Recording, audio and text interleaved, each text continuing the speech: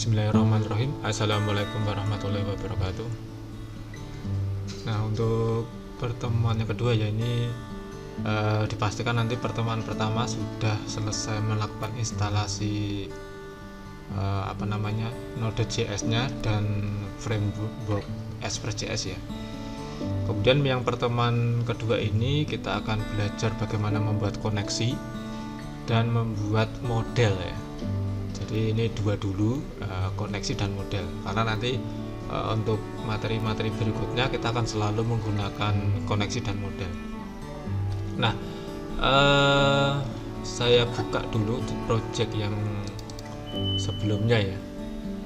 Saya buka dulu ya. File open folder. Kemarin saya simpan di D, terus foldernya adalah WS MI19A1. Ini kemarin punya saya ya, nanti punya teman-teman tinggal menyesuaikan. Oke, kemudian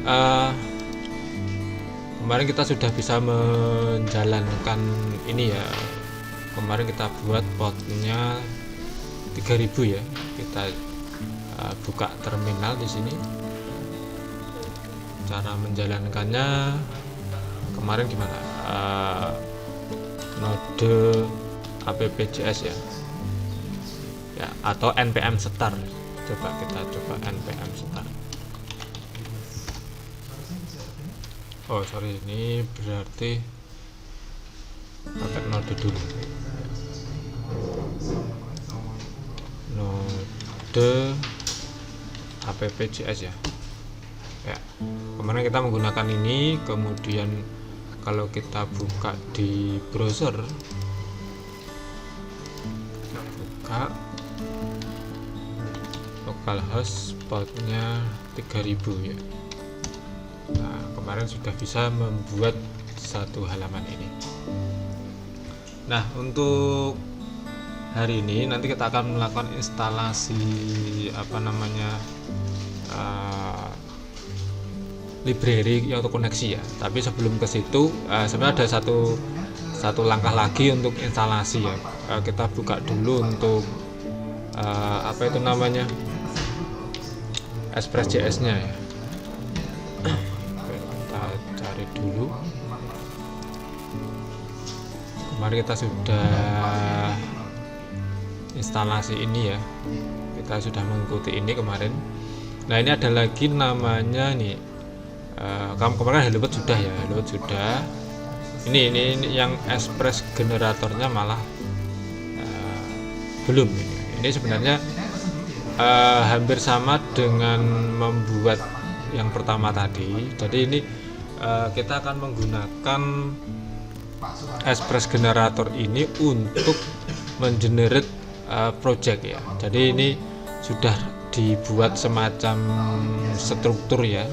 app.js-nya sudah ada, folder publiknya yang nanti isinya untuk JavaScript, gambar dan sebagainya juga sudah ada, root juga sudah ada, view juga sudah ada, kemudian bin. Nah, jadi untuk project yang kemarin kita buat ini tidak kita gunakan lebih lanjut ya, karena kita akan buat project lagi ya.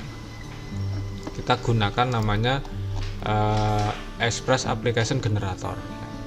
Sebenarnya boleh kita pakai yang bawaan kemarin, tapi ini kan masih kosongan ya, artinya nanti kita harus membuat struktur sendiri, membuat library sendiri. Nah, kita bisa mengikuti yang Express Generator ini. Oke, berarti ini biar nggak kecampur. Kemarin kan sudah ada ini ya, sudah ada ini ya. Ini saya akan buat folder lagi. Oke, mungkin ini saya close dulu. Oke, mungkin saya pakai cmd saja ya, cmd aja. Jadi yang pertemuan pertama kemarin itu sudah sukses sebenarnya, cuma ini kita lanjutkan lagi untuk menggunakan yang Express Application Generator, karena nanti untuk berikutnya ini lebih enak menggunakan yang Express Generator gitu. Oke, kita pindah dulu ke D ya, D.2. Mungkin ini foldernya akan saya pindah ke folder yang lebih enak, ke folder kuliah, kemudian saya simpan di bentar, nama foldernya lupa saya, di kuliah. Oh ini 20.211. Oke, kemudian saya akan membuat folder lagi di sini. Boleh dibuat manual juga nggak apa-apa, ini kan belum ada ya. Misalkan web service atau apa boleh. Oke, saya buat web service. Oke, berarti ini saya pindah ke web service ini ya. Oke, kemudian kita ikuti petunjuk di sini. Nah, ini pertama kita harus menjalankan ini npx express generator, itu tersedia di Node.js versi 8, tetapi sebenarnya kita bisa menggunakan versi yang ini. Nah, ini kemarin kan kita sudah melakukan instalasi ya, coba kita gunakan yang pakai yang atas, nanti bisa atau enggak. Kemarin versi Node.js nya berapa ya, saya cek dulu ya. Oh, versinya 14, harusnya bisa ya. Oke, kita coba dulu ya, kita copy pakai yang ini. Nanti kalau ini nggak bisa, kita bisa pakai yang cara yang bawahnya ini. Oke, kita enter. Oh, ternyata bisa ya. Ini akan mengunduh Express generatornya. Nah, ini sudah langsung jadi, cepet banget ya. Ini sudah jadi, langsung membuat apa namanya, grid public dan seterusnya ya. Kita cek dulu apakah foldernya web service itu sudah ada isinya. Nah, ini sudah langsung terisi. Nah, app.js nya sudah jadi, view nya sudah jadi, root nya juga sudah jadi, public dan bin nya sudah jadi. Kemudian kita ikuti, di sini disuruh menjalankan npm install, npm install, enter ya. Kita tunggu dulu, dia lagi mengunduh apa namanya, library-nya. Oke, kita tunggu dulu. Ya, ini sudah selesai. Kemudian ini template-nya ternyata menggunakan .jit ya, nanti ini kita bahas nanti aja, yang jelas ini akan kita pelajari nanti. Oke, sudah. Kemudian untuk menjalankannya pakai perintah ini, set debug npm start ya. Ini kita copy aja, atau npm start gitu aja, sebenarnya nggak apa-apa ya, cuma ini kita ikuti ininya ya, ikuti petunjuknya, nanti bisa dicatat. Kalau saya biasanya langsung npm start biasanya, kita catat. Oke. Error sebentar. Oke.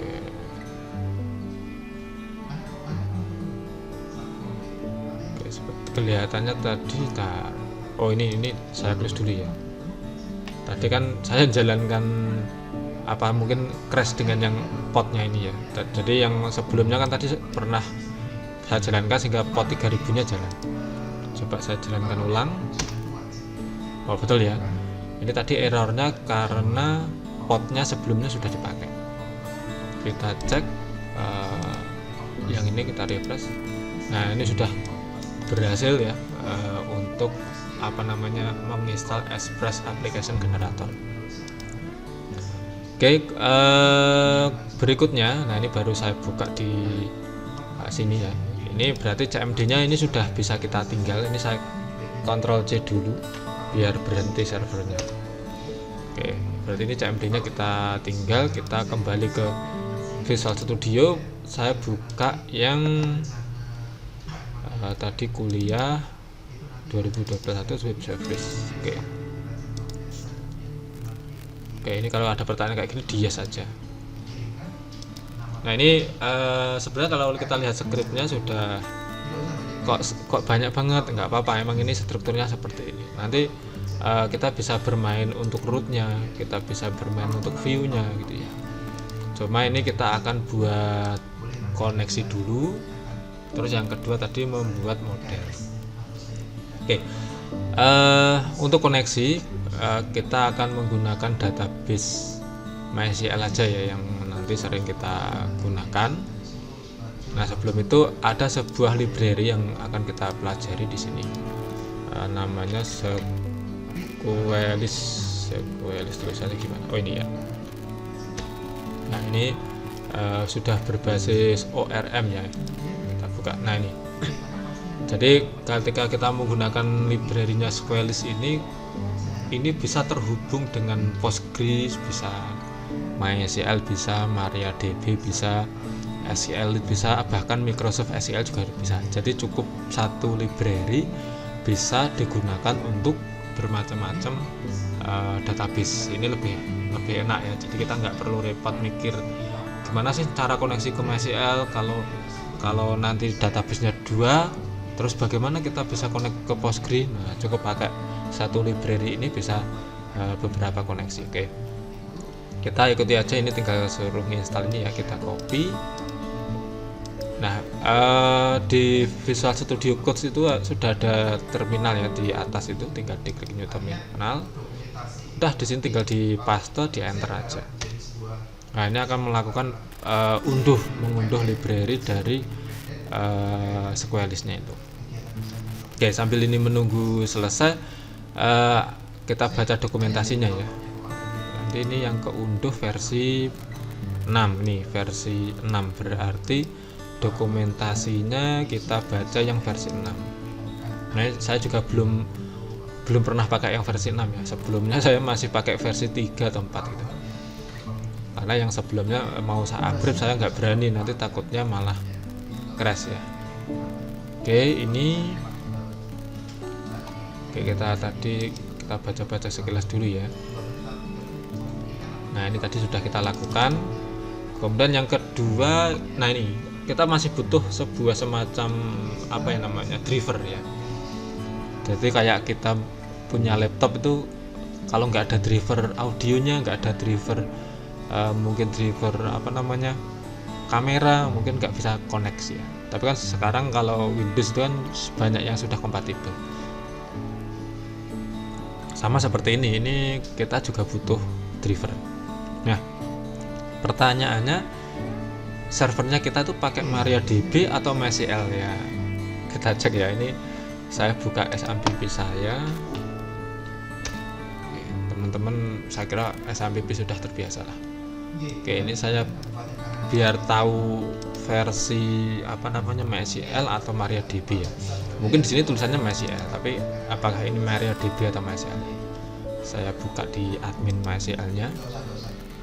Oke, kita cek. Oh, dia ternyata MariaDB ini. Saya kecilkan dikit.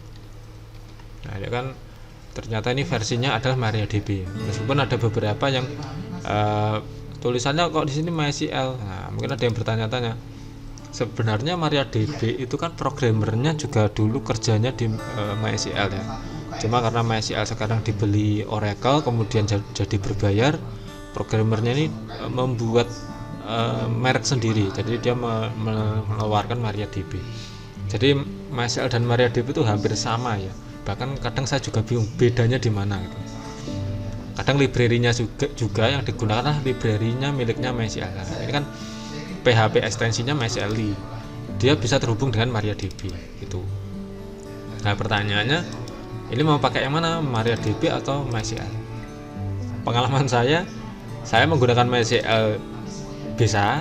Jadi meskipun database-nya di sini MySQL, database-nya MariaDB, tapi saya menggunakan library yang MySQL ini bisa gitu. Tapi kalau teman-teman bingung ya diinstal dua-duanya nggak masalah. Kalau bingung ya, karena kan kita tidak tahu misalkan program ini nanti sudah jadi mau dipakai orang lain, kan kita nggak tahu orang lain itu atau klien kita itu dia servernya apakah database-nya MariaDB atau MySQL. Saya biasanya tak install dua-duanya aja, karena nanti kalau misalkan mau dijalankan pakai MariaDB ya jalan, pakai MySQL 2 juga jalan. Oke. Ini kita jalankan dua-duanya saja ya. Oke, tinggal di paste di salah copy lagi ya. Oke, copy aja. Oke, ini mengunduh ya. Oke, ini versi 2.30. Oke, kemudian yang MariaDB juga kita copy ya, meskipun nanti secara koneksi kita sebenarnya pakai salah satu ya sebenarnya. Nanti kita coba yang pakai MariaDB dulu koneksinya. Oke, ini ditunggu aja sampai selesai. Oke, sambil kita baca ya. Tapi nanti tolong perhatikan, kadang nginstal kayak gini gagal tapi Anda lanjutkan jangan ya. Jadi kalau berhasil tuh ini tandanya berhasil ini ya. Ini tandanya berhasil, tapi kalau ada pesan kayak gini ini diabaikan nggak apa-apa ya. Ini hanya semacam kayak ditemukan 4 mencurigakan ya, tapi nggak apa-apa ini ya. Oke, itu sudah. Kemudian kita buat koneksinya. Nah, ini kan koneksinya juga bisa bermacam-macam koneksi ini. Oke, ini berarti kita buat file saja ya. Kita buat file. Koneksinya mungkin kita taruh di luar aja. Ini kan ada banyak folder. Koneksinya kita taruh di luar aja. Klik kanan new file, kita kasih nama koneksi.js.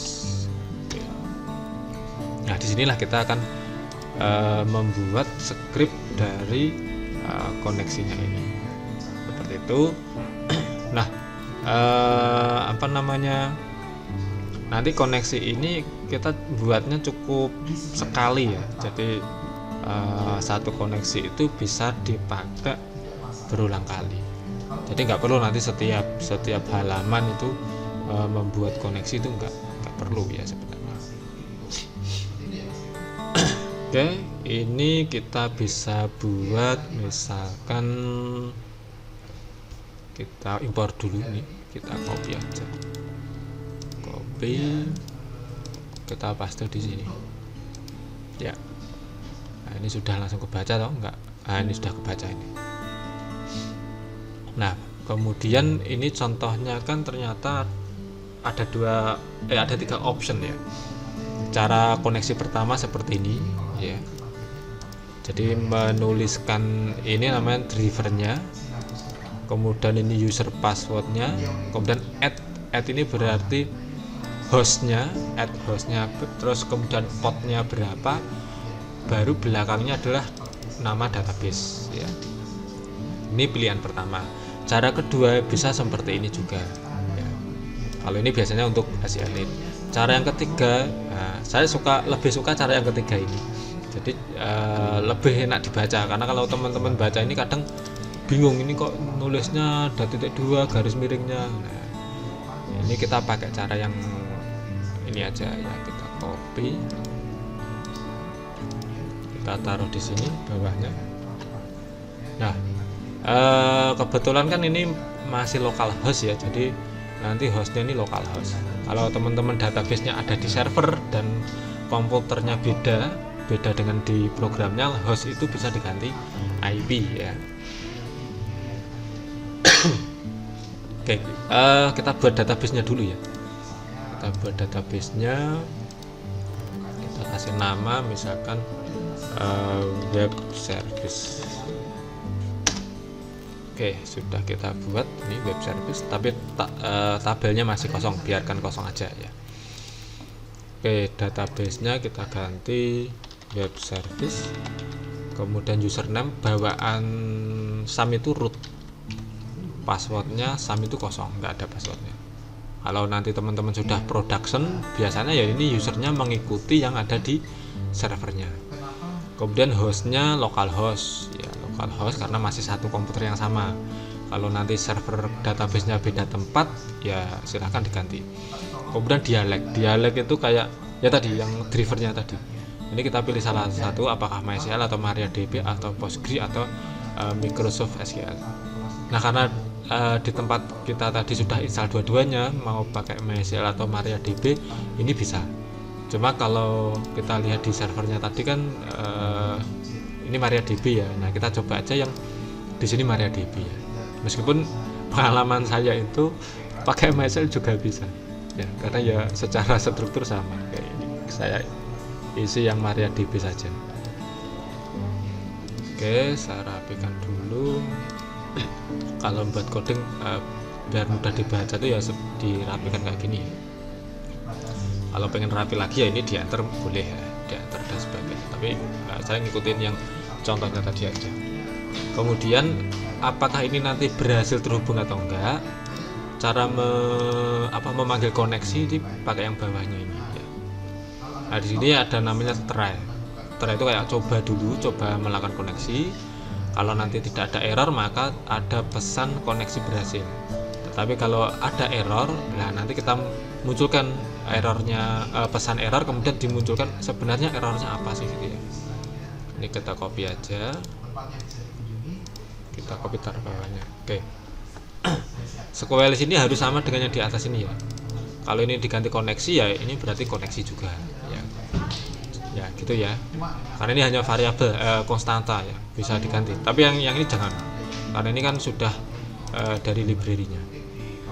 Kemudian ada await itu adalah tunggu. Jadi menunggu ini selesai dulu baru proses berikutnya. Ibaratnya kalau kita tidak ditunggu nanti takutnya ketika koneksi atau servernya itu agak lemot, server database-nya ya agak lambat, takutnya koneksi belum berhasil tapi sudah proses ke berikutnya. Takutnya seperti itu. Oke, mungkin kita kasih ini log ya. Log itu nggak muncul di tampilan browsernya, tapi nanti muncul di CMD. Jadi yang tahu itu hanya programmernya. Kita save ya, kita simpan. Kemudian ini Sequelis secara defaultnya itu selalu menjaga koneksinya ya. Jadi semua koneksi semua query yang terjadi itu menggunakan koneksi yang sama. Tapi teman-teman misalkan jika membutuhkan koneksi langsung di close, itu nanti bisa memanggil perintah Sequelis close ya. Tapi saya jarang pakai perintah ini karena nanti kalau di close ya koneksinya putus nih ya.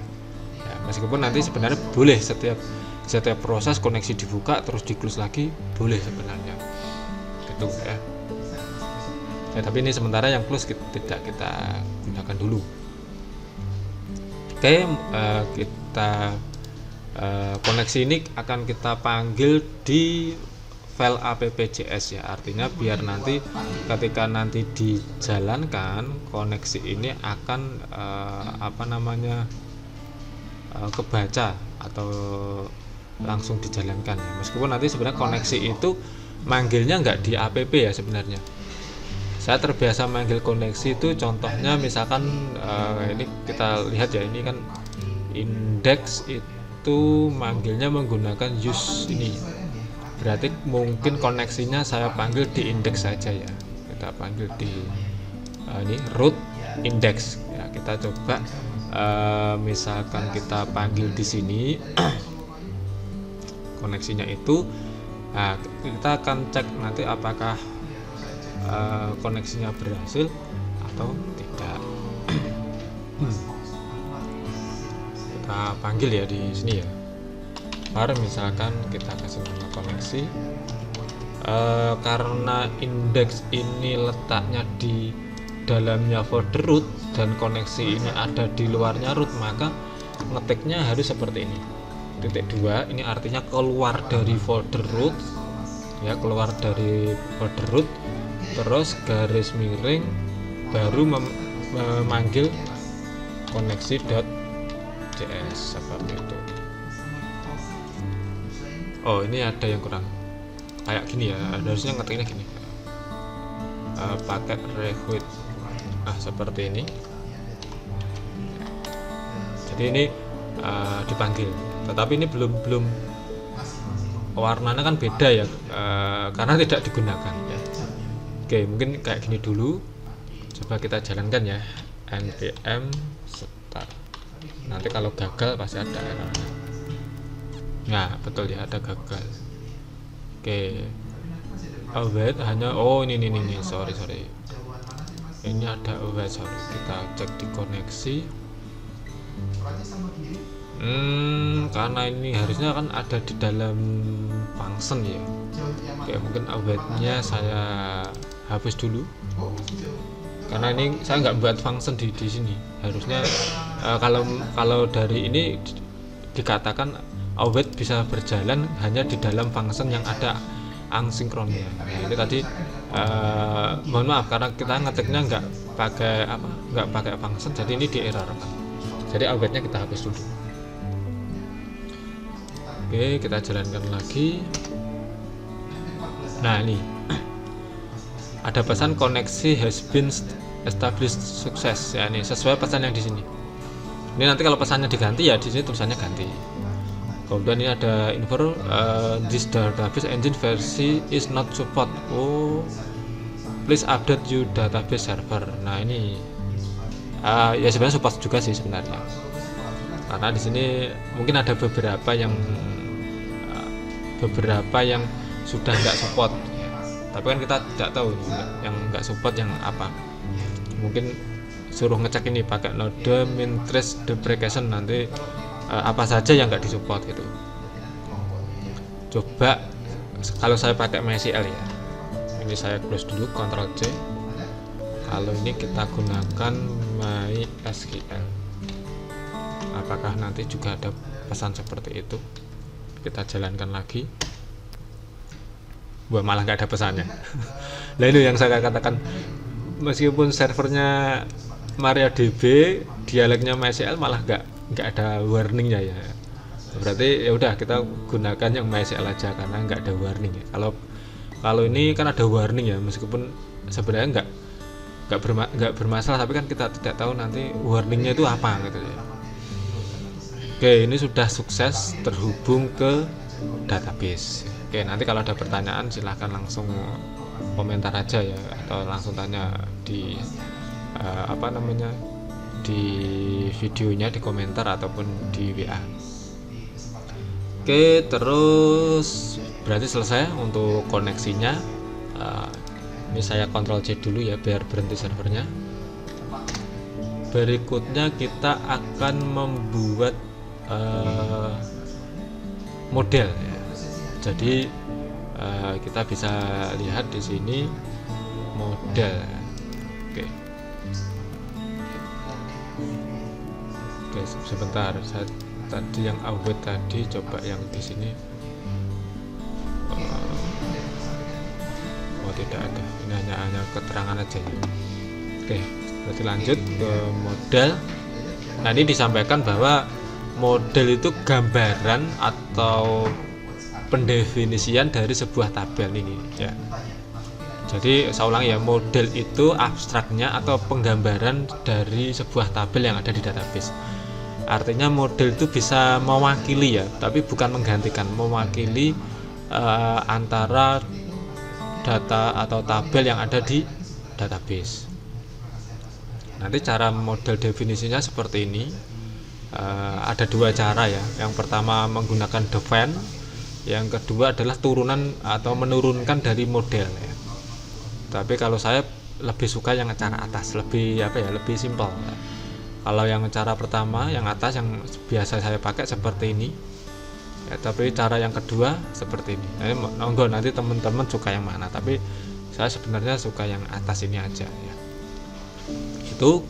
Kemudian ada beberapa hal yang perlu saya sampaikan, terutama ini nih, ada namanya freeze table name true. Nah, ini maksudnya gini, kadang kita kalau nulis define user itu nanti di database itu tabelnya namanya jadi users, ada s-nya, belakangnya itu ada s-nya. Atau kalau kita membuat tabel model mahasiswa, nanti di database itu tabelnya namanya mahasiswas gitu. Kalau nanti kita buat misalkan dosen ya, nanti databasenya tabelnya namanya menjadi dosens, ada s-nya belakangnya. Nah itu kadang kita bikin bingung gitu ya. Makanya nanti kita buat freeze tabelnya kita buat true, biar apa yang kita definisikan di sini nama tabelnya juga persis dengan yang ada di sini. Seperti itu ya. Oke, kita define aja sebentar di atas tadi ya.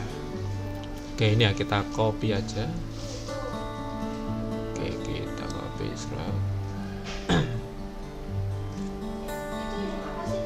lognya mungkin nggak usah aja ya, nanti kebanyakan log nanti. Ini sampai sini aja kita copy. Nah sebenarnya bisa aja sih kita buat folder di sini file model di sini, cuma kita biar lebih rapi saja kita buat folder dulu ya. buat folder, kita kasih nama models ya. Ini saya tambah s biar ngikutin yang bawahnya ini ya. Ini kan roots views ya, ini kita buat model. Yang pertama, karena nanti materi minggu depan itu kita belajar namanya JWT atau membuat login. Nah, kita di sini modelnya kita buat user ya. Kita buat kecil boleh, besar boleh, kecil aja ya. User mau pakai S atau enggak monggo, yang penting jangan lupa. Ini kita pakai S aja ya. Itu. Nah, itu models users ya. Kalau nanti enggak ada S-nya ya monggo boleh. Oke, itu.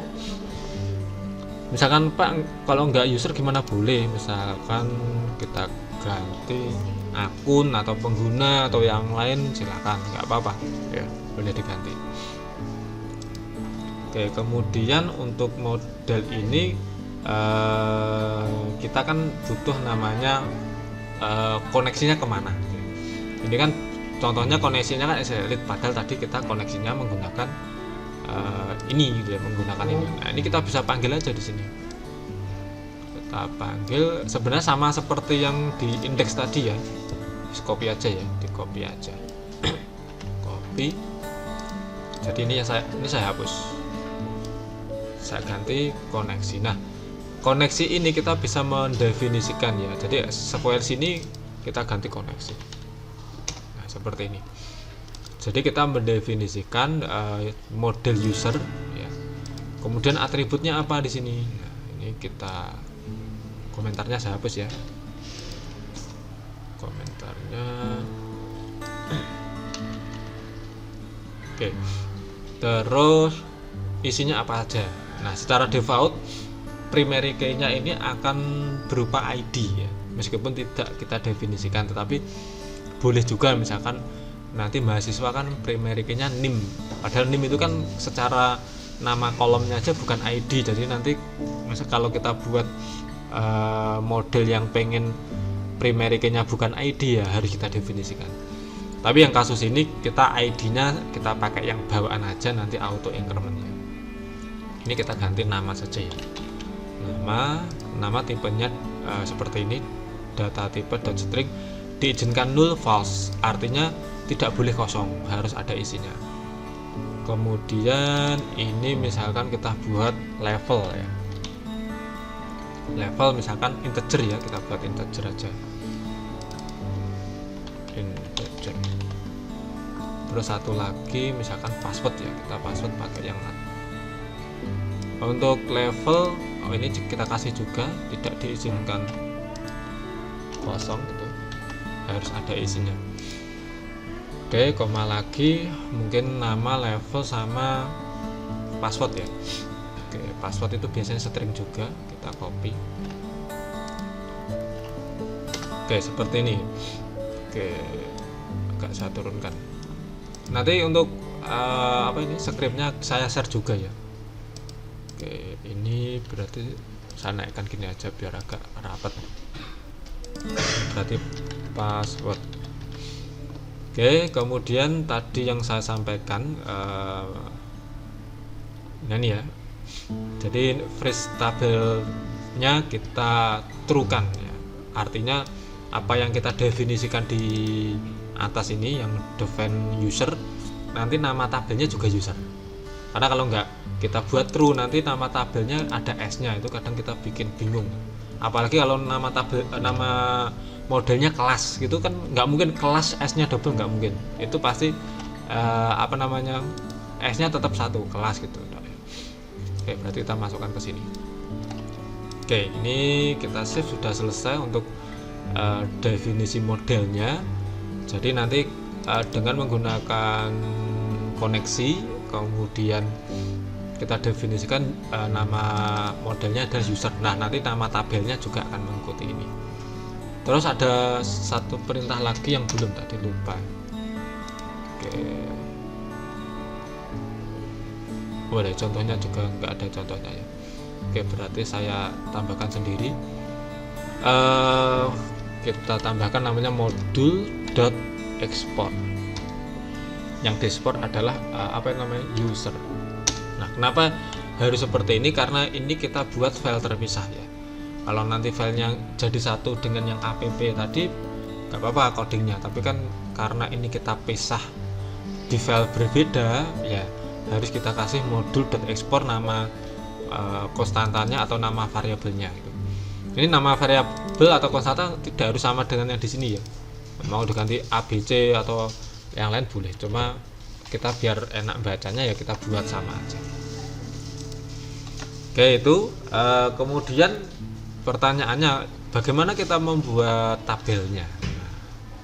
Bagaimana kita membuat tabelnya? Nah, kita baca berikutnya, ada namanya model sinkronisasi. Nah, ini artinya ketika nanti contoh ini, nah ini sudah ada penjelasannya. Yang pertama, ketika nanti usernya kita sync pakai cara yang atas ini, tabelnya akan dibuat jika tabelnya belum ada ya, artinya kalau nanti tabelnya sudah ada di database itu di skip gitu. Terus yang kedua, ada perintah sync juga, tapi ada parameter force true.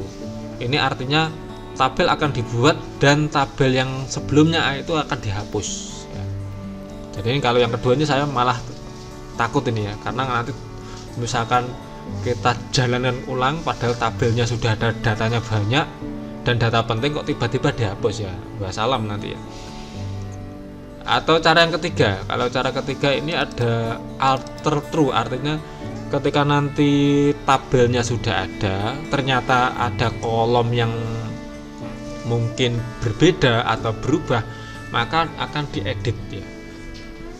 Contohnya misalkan sebelumnya kan nama, level, password ya sudah kita jalankan, sudah kita sinkronkan, dan di PHP adminnya itu sudah ada tabel user. Nah, suatu saat atau setelah kita sinkronkan ternyata oh ini butuh satu kolom lagi ya, misalkan mungkin token atau mungkin yang lainnya, maka tabel user itu tidak dihapus tapi akan diedit atau diupdate sesuai kolomnya atau tipe data yang berubah gitu ya. Nanti mungkin kita gunakan yang user ini dulu ya. Terus mungkin itu, kemudian ada lagi sebenarnya sebentar. Ini nih timestamp ya. Ini secara default Sequelist otomatis menambahkan kolom create add sama update add. Nah, ini nanti juga biar jadi kebiasaan ketika nanti teman-teman membuat tabel itu kolomnya sebenarnya nanti ada kolom namanya created add sama update add. Itu akan mengetahui data itu dibuat kapan dan diupdate kapan. Terus ada satu lagi namanya paranoid. Nah, sebentar, ada nggak di sini paranoid? Oh, nggak dibahas ya. Itu nanti aja. Kalau kasus ini mungkin nanti kita akan bermain di relasi tabel juga. Kalau paranoid itu misalkan datanya dihapus, sebenarnya nggak dihapus ya. Jadi hanya ditandai bahwa data itu dihapus ya. Karena beberapa contoh misalkan tabel transaksi pembayaran atau transaksi penjualan, kalau dihapus datanya kan nanti hilang ya. Padahal secara secara data sebuah transaksi itu nggak boleh dihapus sebenarnya ya. Tapi kalau pakai Sequelist itu bisa. Jadi nanti kita buat kalau dihapus datanya nggak kehapus beneran. Jadi kayak disembunyikan gitu. Nah, suatu saat misalkan kok transaksinya dihapus padahal kita butuh transaksi itu. Ya. Nanti programmernya atau database administratornya bisa mengembalikan yang kehapusnya tadi. Tapi itu nanti dulu aja ya. Oke, jadi nanti ini tidak perlu kita setting karena secara default sudah langsung ditambahkan gitu. Oke, itu ya. Kemudian bagaimana cara sinkronnya? Nah, tadi mana sinkronnya? Kembali ke atas. Oh, ini sinkron semua. Nah, ini bisa coba kita pakai cara yang ini ya. Oke, ini kan ada yang user, ini berarti per tabel ya. kita gunakan semua model sekali ya, bisa pakai ini awetnya nggak usah kita gunakan dulu ya, karena kita belum pakai fungsi. Nanti kalau pakai fungsi baru kita tambahkan, sementara gini dulu. Nah, kira-kira apakah kalau kita tambahkan di sini bisa atau enggak ya, kita coba dulu. Nah, ini tidak force ya, tadi apa tadi, alter ya, kita gunakan yang alter. Oke, kita coba apakah nanti bisa langsung terupdate atau tidak. Kalau enggak mungkin kita salah tempatnya mungkin ya. Oke, kita jalankan lagi. Terminalnya tadi di mana, hilang ya. Kita buka lagi terminalnya, npm start. Oke, kita cek juga ya di PHP adminnya apakah berhasil dibuat atau tidak. Oh, belum, berarti sebentar, ini berarti ada yang salah, atau mungkin ini karena belum dipanggil ya, mungkin ya. Kita panggil di user misalkan ya, tadi kan kita di index ya, coba kita panggil di user. Berarti kita panggil var user misalkan.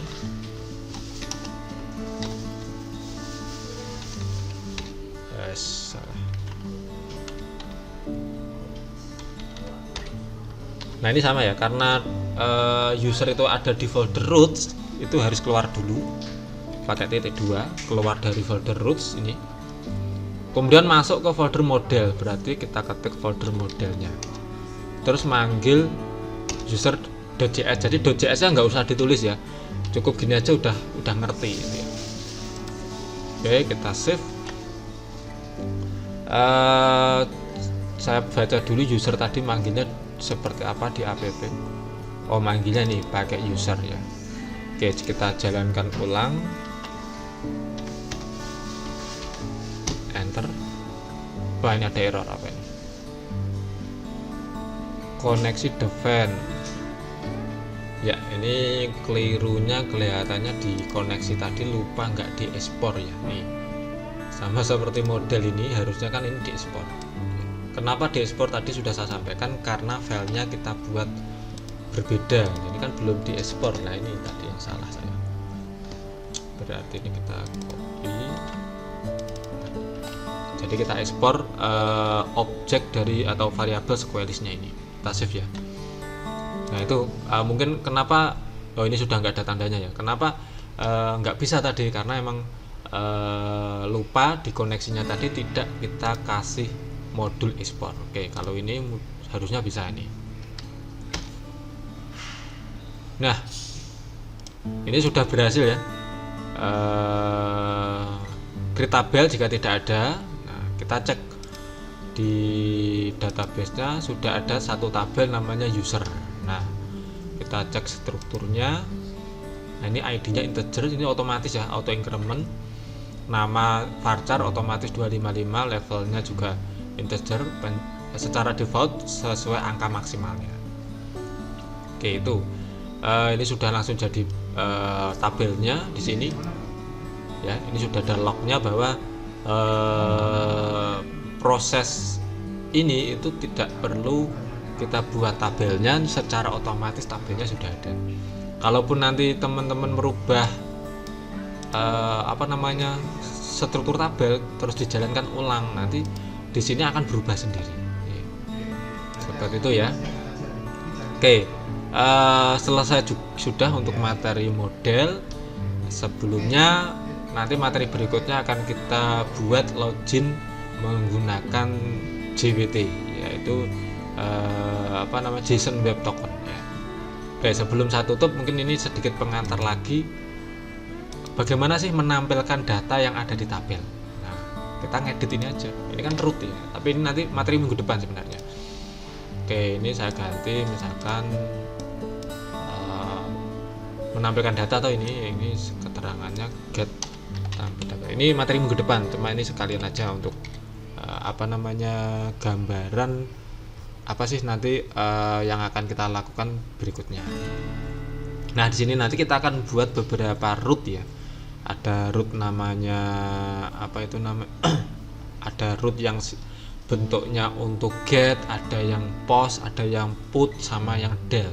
Jadi nampilin, menambah, mengubah, dan menghapus.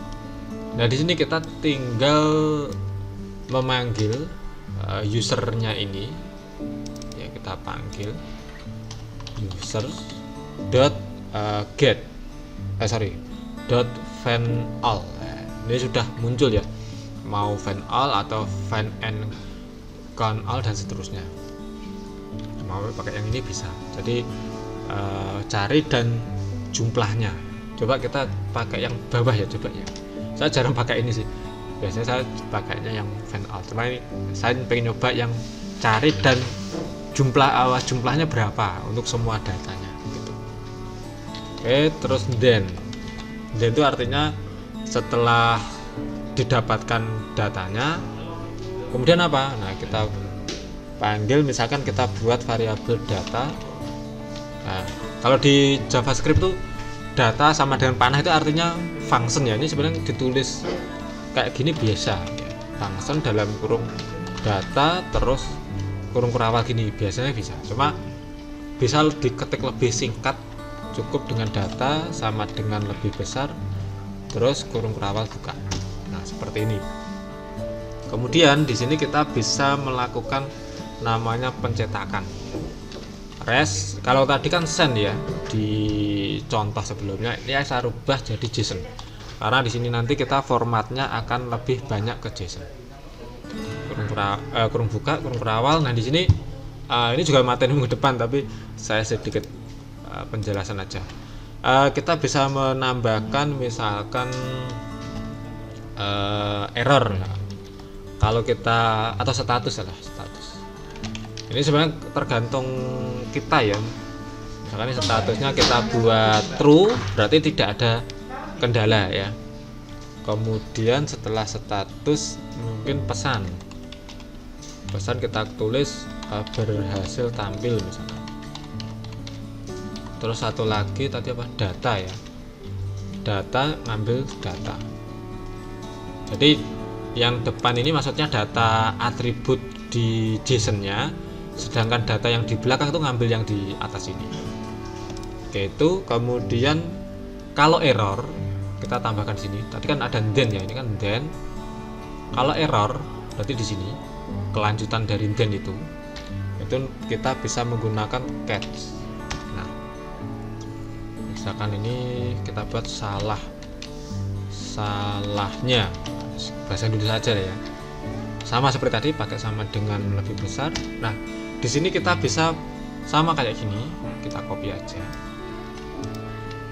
Nah, ini kita buat pesan aja di sini. Saya rapikan dulu. Misalkan statusnya false, berarti ini ada kendala. Terus pesannya adalah gagal tampil.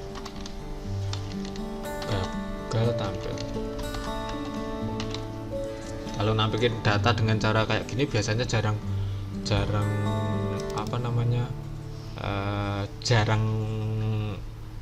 ditemukan kesalahan ya, kecuali tabelnya dihapus ya. Ini datanya kosong, berarti saya pakai tanda kurung siku buka ditutup tapi kosongan, jadi nanti datanya kosongan. Terus gagal tampil ini mau saya tambahkan errornya apa sih gitu. Ini kita tambahkan di belakangnya aja ya, kita gabungkan dengan salahnya dot, kita bisa menampilkan dengan menggunakan message. Nah, ini artinya pesannya apa dari errornya itu, kita simpen ya. Oke, kita yang di bawah ini kita Ctrl C dulu, kita jalankan ulang npm start. Oke, terus kita jalankan tadi garis miring user enter. Nah, ini berhasil tampil ya. Datanya jumlah countnya 0, row-nya ini gitu. Nah, seperti ini bisa juga menampilkan jumlah datanya, kemudian row-nya gitu. Ini juga bisa dirubah strukturnya, misalkan pengen lebih rapi lagi gitu ya. Ini kita bisa datanya kita buat dot row gini, kemudian misal kita countnya atau jumlah barisnya tadi atributnya count ya, berarti ini data.count. Seperti ini juga bisa. Ini kalau kita jalankan ulang npm start. Oke, kita refresh ya. Nah ini, jadi bisa seperti ini. Jadi status true, pesannya berhasil, datanya nanti apa, jumlahnya berapa. Nah ini untuk demo saja ya. Ini mungkin manual dulu di datanya saya input manual sementara ya. Nanti kalau minggu depan baru kita bisa nambah cara nambah, cara menghapus, cara ngubah. Oke, seperti ini dulu. Kita go. Oh sorry, ini ada, saya ulangi, karena manual ya harus gini ya, harus benar yang inputnya. Oke, kita isi, tapi nanti di Sequelist otomatis untuk create add sama update add-nya.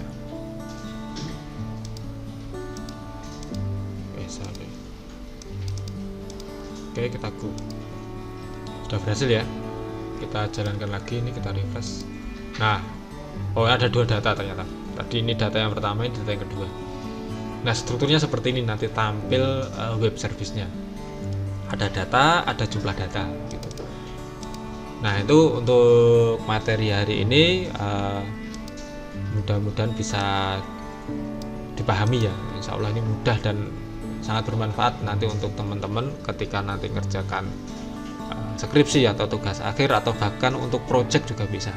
Karena ini kita lihat aja kecepatannya berapa ya, 6,691 milisecond. Nah, padahal 1 detik itu 1000 milisecond. Ini aja 6, ya. Ini bukan 6000 loh ya, 6, berarti sepersekian detik ya. Cepet banget gitu ya. Ini baru lokal. Kalau teman-teman nanti yang pakai server itu ya dari servernya kan pasti Linux atau apa gitu pasti lebih cepat lagi. Kalaupun agak lambat itu mungkin ya koneksi internetnya. Oke, itu untuk hari ini mudah-mudahan bisa dipahami dan akan kita lanjutkan nanti di pertemuan berikutnya. Kita akan belajar bagaimana membuat login menggunakan JWT. Terima kasih dari saya, kurang lebihnya mohon maaf. Saya akhiri, wassalamualaikum warahmatullahi wabarakatuh.